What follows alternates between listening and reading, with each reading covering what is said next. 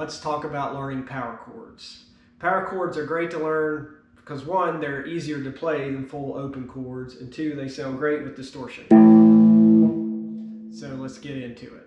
So a power chord is two notes. It's actually the root note. So here we are on the A, on the 5th fret, and then the E note on the 7th fret on the A string. So those two notes make a power A chord. And if you're ever looking at tablature, you may see it called an A5.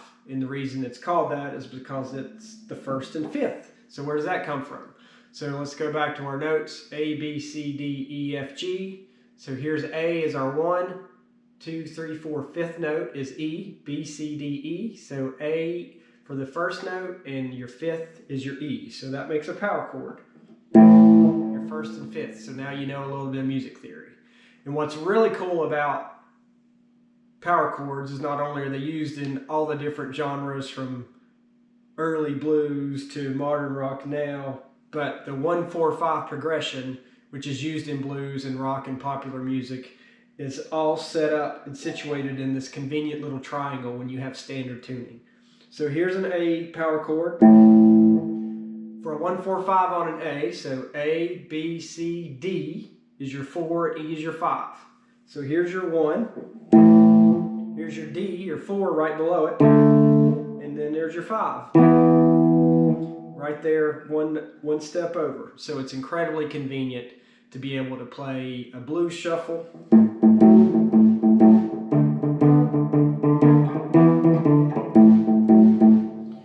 or play any kind of modern 3-chord rock song. And you just know your key, and then your pentatonic scale, which you'll learn later, is right there too. So power chords are really easy to use, and the relationship is incredibly convenient. Also, if you want to play in a little bit of a different octave, so it's the same chord, a different range, it also works from the A root to the D root, so you can actually drop down. So here's a D, D, E, F, G, and A. So here's a D, G, another A. So it's all right there. Makes it very straightforward to play those progressions and play around them a little bit, because normally, like in a 12-bar blues, you stay on your root, go to this at 4, back to the 1, then 5, 4, 1. You can actually, this relationship works no matter the way you play it, and there are so many songs that use this relationship. For example, Guns N' Roses' Sweet Child of Mine is all power chords here in the 1-4-5 of G. So G, A, B, C, and D, but instead of going G, C, D, G, they play it backwards. So they do D, here's your D on the A string, C, G, and back to the D. So that's the convenience of the way a standard guitar is tuned, and learning why you want to learn your root notes and your power chords.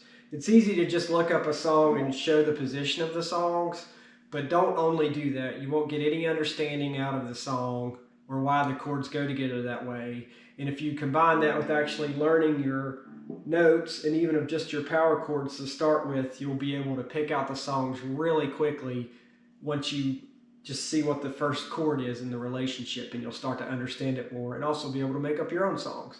It also makes it a lot easier to jam with people, because if you and your friends both know your power chords, you could say, hey, let's play a blues or a rock song in the key of A, and you know to go right here. Go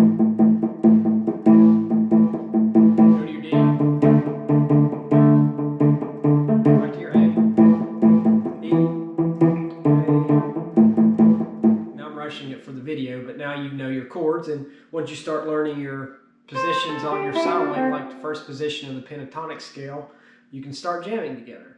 So highly recommend learn your positions, learn your power chords from the root note positions, and then start playing around with this 1-4-5 progression and see where it takes you.